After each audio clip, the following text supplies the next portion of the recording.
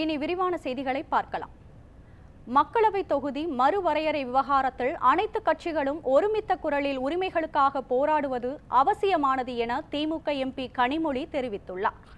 சென்னையில் திமுக மகளிர் அணி சார்பில் முதலமைச்சர் மு.க.ஸ்டாலினின் 72வது பிறந்த நாளையொட்டி மாற்றுத்திறனாளிகளுக்கு நலத்திட்ட உதவிகள் வழங்கும் விழா நடைபெற்றது. இதில் திமுக பொதுச் செயலாளரும் எம்பியுமான கனிமொழி கலந்து கொண்டார். அப்போது செய்தியாளர்களுக்கு பேட்டியளித்த அவர், பாஜகவை தவிர அனைத்து கட்சிகளுமே தேசிய கல்விக் கொள்கையை மறுப்பதாக குறிப்பிட்டார்.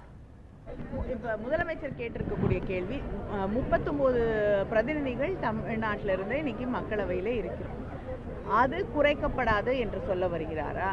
இல்லை என்றால் மற்ற மாநிலங்களுக்கு ஏற்றப்படும், அதிகரிக்கப்படும் மக்கள் தொகை கணக்கெடுப்பின் அடிப்படையிலே பார்த்தோம் என்றால் தமிழ்நாட்டுக்கு இதே எண்கள் இருந்தாலும் யூபி, பீகார், ராஜஸ்தான், மத்திய பிரதேஷ் போன்ற மாநிலங்களுக்கு அது அதிகரிக்கப்படுமா?